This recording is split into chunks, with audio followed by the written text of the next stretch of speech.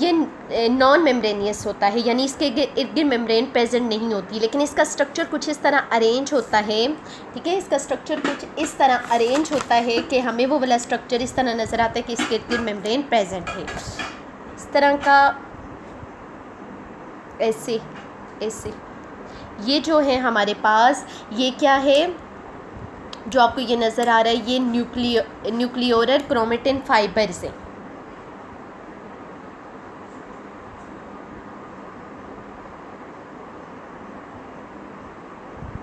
ठीक है, ये न्यूक्लियोलर क्रोमेटिन फाइबर्स हैं। इसके अंदर हमारे पास इस तरह के ग्रेन्यूल्स वगैरह प्रेजेंट होती हैं। ये क्या है हमारे पास, न्यूक्लियोलर क्रोमेटिन फाइबर्स। ठीक है, ये इस तरीके से अरेंज होते हैं, हमें विजिबल नज़र आते हैं बिल्कुल मेम्ब्रेन की तरह। ठीक है, जबकि इसके मेम्ब्रेन प्रेजेंट नहीं होती। इसके दो रीजन है, एक ये पेरिफ्री वाला रीजन आ गया, एक इसका सेंट्रल रीजन आ गया। जो इसका पेरिफ्री वाला रीजन है ये ग्रेन्यूलर रीजन है, यहाँ पे ग्रेन्यूल्स वगैरह प्रेजेंट हैं। कौन से ग्रेन्यूल्स प्रेजेंट हैं, जो राइबोसोमल आरएनए, राइबोसोम्स के सब यूनिट्स को जिन्होंने आगे बनाना होता है। ठीक है, यानी प्रिकर्सर ऑफ राइबोसोमल सब यूनिट।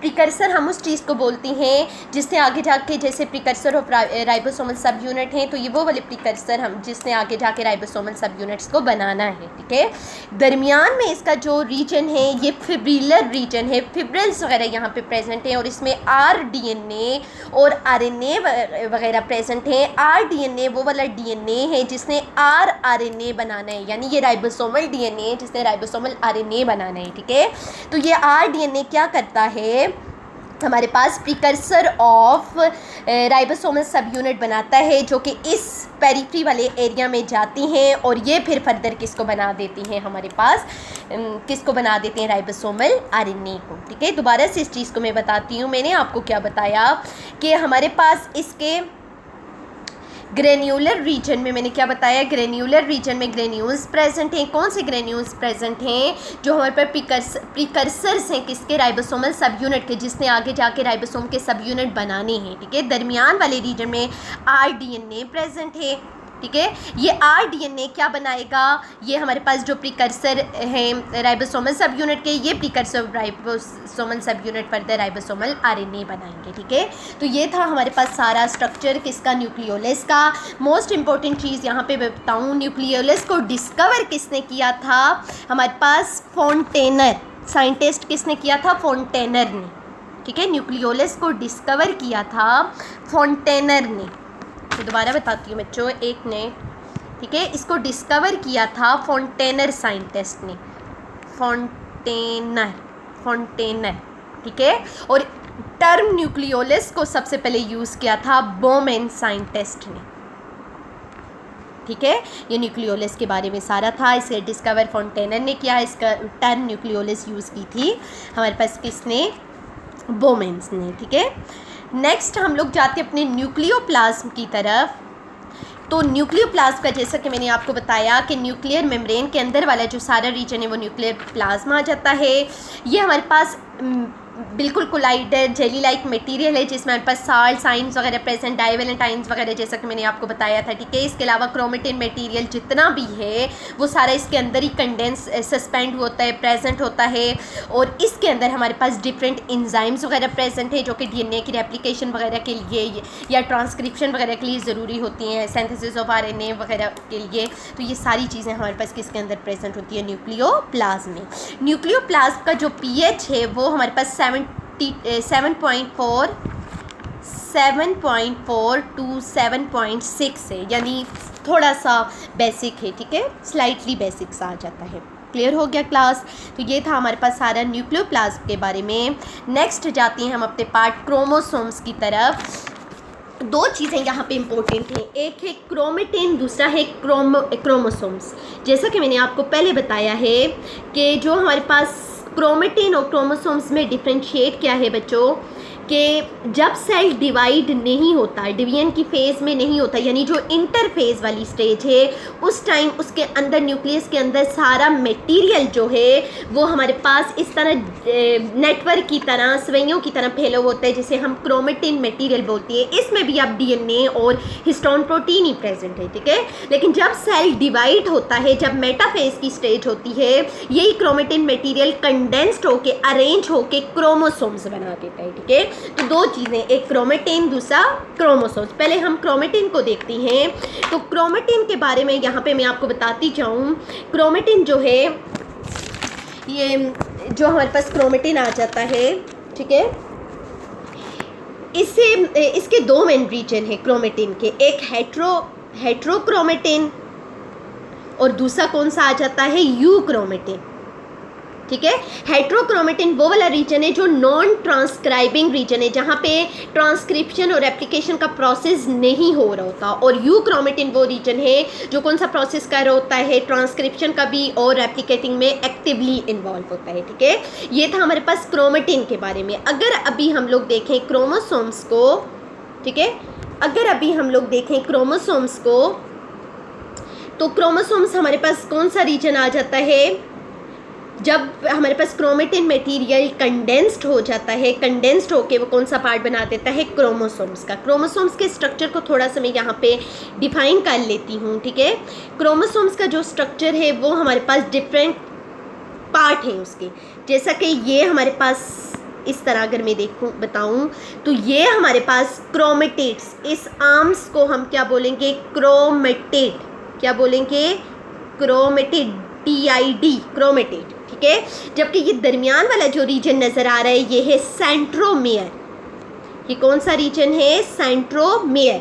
सेंट्रोमियर के इर्द गिर्द इस तरह पतला सी लेयर होती है जिसे हम बोलते हैं काइनेटोकोर, जिसे हम क्या बोलते हैं, काइनेटोकोर। और ये काइनेटोकोर वाला रीजन है जिसके साथ डिवीजन के दरमियान में इसके माइटोसिस और मियोसिस के दरमियान स्पिंडल फाइबर अटैच हो रही होती हैं, ठीक है। तो ये था हमारे पास इसका स्ट्रक्चर। इसकी दो आर्म्स को क्रोमेटेड्स बोलते हैं, इसके दरमियान वाले रीजन को सेंट्रोमियर बोलते हैं, सेंट्रोमियर के ऊपर लेयर को काइनेटोकोर बोलते हैं, ठीक है। तो ये था हमारे पास सारा क्रोमोसोम का स्ट्रक्चर। अभी हम लोग ये देखते हैं इस सेंट्रोमियर की बेस पे क्रोमोसोम्स की 4 टाइप्स आ जाती हैं, ठीक है। एक में जो सेंट्रोमियर है वो बिल्कुल दरमियान में प्रेजेंट होता है, इर्द गिर्द 2 इक्वल आर्म्स प्रेजेंट होती हैं। ऐसा क्रोमोसोम जिसके दरमियान में सेंट्रोमियर प्रेजेंट है और 2 इक्वल आर्म्स प्रेजेंट होती हैं, इसे हम बोलते हैं मेटा सेंट्रिक क्रोमोसोम्स। क्लियर हो गया, इसे हम क्या बोलते हैं, metacentric chromosomes. Clear class. Second चीज़ यहाँ पे हम लोग दूसरी इसकी टाइप देखती हैं। मेटासेंट्रिक के बाद एक क्रोमोसोम ऐसा होता है जिसके सेंट्रोमियर के एक तरफ आर्म थोड़ी छोटी होती है जबकि दूसरी तरफ उसके मुकाबले में बड़ी होती है। इस टाइप के क्रोमोसोम को हम क्या बोलती हैं, सब मेटासेंट्रिक। से क्या बोलती हैं, सब मेटासेंट्रिक क्रोमोसोम्स। क्लियर हो गया क्लास। 2 टाइप मैंने बताई हैं, एक मेटासेंट्रिक, दूसरा सब मेटासेंट्रिक, जिसके दरमियान में बिल्कुल सेंट्रोमियर प्रेजेंट होता है और इक्वल आर्म्स दोनों प्रेजेंट होती हैं, वो हमारे पास मेटासेंट्रिक है। जिसके थोड़ा सा दरमियान से साइड पे प्रेजेंट होता है सेंट्रोमियर और इर्द गिर्द एक साइड पे अनइक्वल आर्म्स होती है, एक साइड पे थोड़ी छोटी होती है, दूसरी साइड पे बड़ी, ये सब मेटासेंट्रिक है। तीसरी चीज़ यहाँ पे जिसके सेंट्रोमियर के एक तरफ बिल्कुल छोटी आर्म्स है, यानी बिल्कुल कोने में क्या हुआ है हमारे पास सेंट्रोमियर, और दूसरी तरफ बहुत लंबी आर्म्स है, इसको हम बोलती हैं एक्रोसेंट्रिक। इसे हम क्या बोलती हैं, एक्रोसेंट्रिक क्रोमोसोम्स, ठीक है। जबकि एक हमारे पास लास्ट 4 टाइप आ जाती है जिसका सेंट्रोमियर बिल्कुल लास्ट में होते हैं और एक ही आर्म्स प्रेजेंट होती है एक ही साइड पे, इसे हम बोलती हैं टीलोसेंट्रिक क्रोमोसोम। क्लियर हो गया। तो ये सेंट्रोमियर की लोकेशन की बेस पे इसकी 4 टाइप्स थी, ठीक है। क्रोमोसोम्स की कॉम्पोजिशन देखें तो ये फर्दर किस किस से मिलकर बना होता है बच्चों, क्रोमोसोम्स की कॉम्पोजिशन को देखा जाए ये हमारे पास डीएनए और प्रोटीन से, प्रोटीन भी कौन सी प्रेजेंट होती है, हिस्टोन प्रोटीन, ठीक है, हिस्टोन प्रोटीन से ये बना हुआ होता है। मोर इम्पोर्टेंट इसका फंक्शन क्या है, जितनी भी हमारी बॉडी में जितनी भी एक्टिविटीज़ हो रही हैं, सॉरी यहाँ पे मैं बताऊँ कि क्रोमोसोम्स के ऊपर छोटे छोटे हमारे पास जीन्स प्रेजेंट होती हैं, जीन्स जिस पॉइंट पे प्रेजेंट होते हैं उसे हम लोकस बोलती हैं, ठीक है। तो ये सारा हमारे पास था हमारे क्रोमोसोम्स के बारे में, ठीक है। नेक्स्ट देखें, क्रोमोसोम्स का नंबर वेरी करता है। दो टाइप के सेल ह्यूमन की बॉडी में प्रेजेंट होते हैं, एक सोमैटिक सेल, दूसरे germ cell. Somatic cell body के सेल होती हैं, यानी एग और स्पर्म के अलावा बॉडी के सारे सेल, जिसमें skin cell, pancreatic cell, digestive cell, digestive system के cell, hair cell, nail cell, ये सारे सोमैटिक सेल्स में आती हैं। और सोमैटिक सेल में क्रोमोसोम्स का नंबर डिप्लॉइड होता है। डिप्लॉइड का क्या मतलब होता है, यानी डबल नंबर ऑफ क्रोमोसोम्स है। जैसे क्रोमोसोम्स का 46 ह्यूमंस में प्रेजेंट हैं, तो यहाँ पे सारे के सारे सोमैटिक सेल में क्रोमोसोम्स का नंबर 46 ही होगा, ठीक है।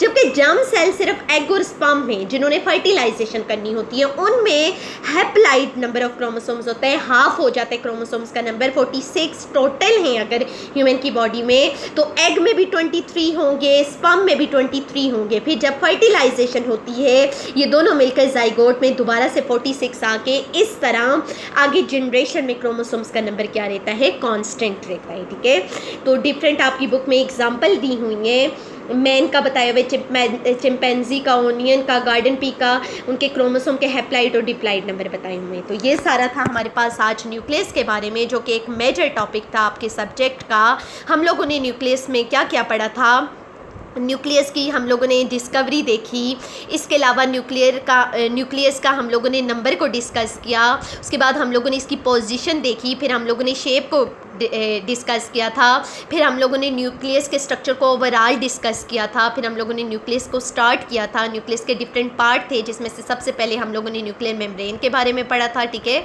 न्यूक्लियर मेम्ब्रेन के बाद हम लोगों ने बच्चों हम लोगों ने न्यूक्लियोलस के बारे में पढ़ा है, फिर न्यूक्लियोप्लाज्म के बारे में, लास्ट इसका क्रोमोसोम्स और क्रोमेटिन के बारे में पढ़ा था। तो ये था हमारा सारा आज का टॉपिक न्यूक्लियस का। जिस चीज़ की समझ ना आई हो बच्चों, काइंडली मुझसे पूछें, ठीक है। इस टॉपिक्स में से क्वेश्चन आंसर करें। नेक्स्ट टॉपिक जो हमारे पास है वो कौन सा है, प्रोकैरियोटिक एंड यूकैरियोटिक सेल्स, ठीक है। ये मैं थोड़ा सा आपको ओवरव्यू देती हूँ, लेकिन ये आप लोगों की असाइनमेंट है बच्चों कि आप लोगों ने प्रोकैरियोटिक और यूकैरियोटिक्स के सेल को अच्छी तरह से इस पे सर्च आउट करना है, ठीक है। और इंशाल्लाह मैं आप लोगों से, जब आप लोग वेडनेसडे वाले दिन स्कूल में आएंगे, तो इंशाल्लाह मैं आप लोगों से इस पे असाइनमेंट लूँगी, ठीक है। तो प्रोकैरियोटिक और यूकैरियोटिक सेल, जैसा कि पहले मैंने बताया है, सेल को दो मेन कैटेगरी में डिवाइड किया गया है on the basis of nucleus, presence of absence of nucleus, ठीक है। वो वाले सेल जिनमें न्यूक्लियस एब्सेंट है वो प्रोकैरियोटिक हैं, वो वाले सेल जिनमें न्यूक्लियस प्रेजेंट है वो यूकैरियोटिक है। प्रो का मतलब होता है बिफोर, कैरियोटिक वर्ड कैरियन से निकले, जिसका मतलब ही न्यूक्लियस है, ठीक है।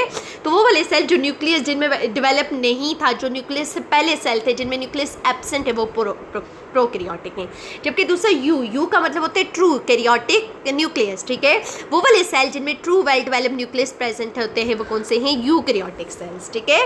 अब प्रोकैरियोटिक सेल्स को जैसा कि मैंने बता दिया, उनमें न्यूक्लियर मेम्ब्रेन ये इनक्लोज नहीं होता, बल्कि न्यूक्लियर मेम्ब्रेन के अंदर जो उसका डीएनए है, डीएनए वगैरह, वो जो है साइटोप्लाज्म के अंदर ही प्रेजेंट होते हैं। जैसे ये हमारे पास डीएनए है, इसमें न्यूक्लियस नहीं प्रेजेंट, इसका जो हमारे पास डीएनए आ जाता है इस बैक्टीरिया का, वो साइटोप्लाज्म वाले रीजन में प्रेजेंट होते हैं, कोई न्यूक्लियस वगैरह इसमें प्रेजेंट नहीं होता, ठीक है। और बैक्टीरिया की मोस्ट प्रोकैरियोट की जो एग्जाम्पल है वो बैक्टीरिया और ब्लू ग्रीन एल्गी है। ये भी हमारे पास बैक्टीरिया, लेकिन ऐसा बैक्टीरिया जो फोटोसिंथेसिस का प्रोसेस परफॉर्म कर सकता है, ठीक है। और यूकैरियोटिक सेल्स का आपको पता है वेल डेवलप्ड न्यूक्लियस प्रेजेंट है। जितना हम लोगों ने पीछे ऑर्गेनेलिज ये सारा कुछ पढ़ा है स्ट्रक्चर, ये हम लोगों ने यूकैरियोटिक सेल्स के ही बारे में पढ़ा है, ठीक है।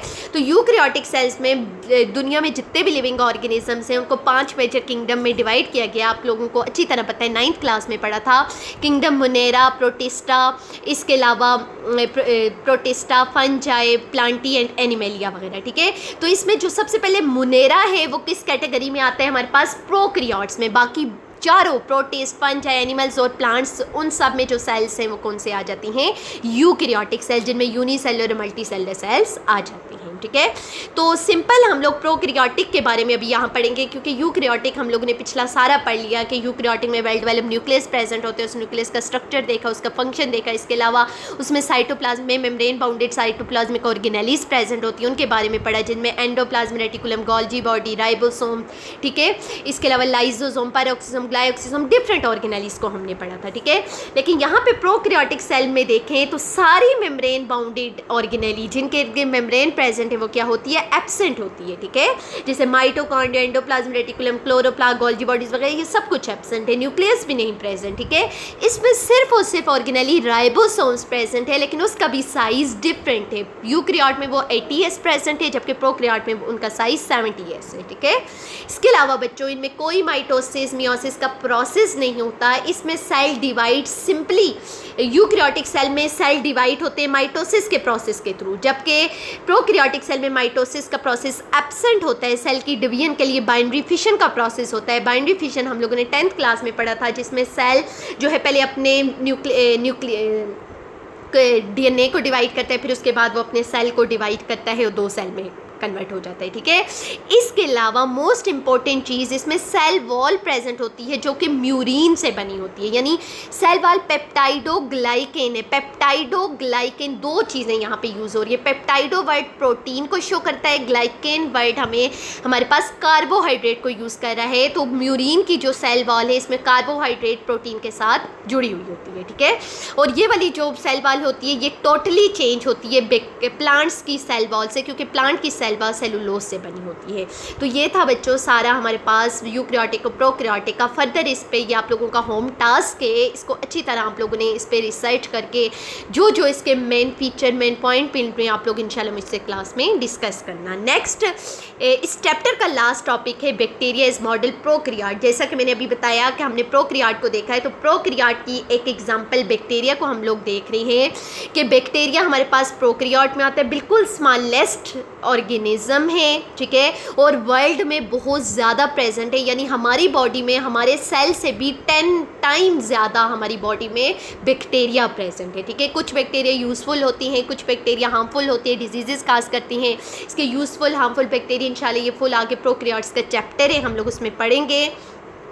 बैक्टीरिया और साइनोबैक्टीरिया जो ब्लू ग्रीन एल्गी हैं, जो फोटोसिंथेसिस का प्रोसेस परफॉर्म कर सकती हैं, ठीक है, ये हमारे पास प्रोकैरियोट के लिविंग ऑर्गेनिजम्स हैं, ठीक है, जो जिंदा हैं।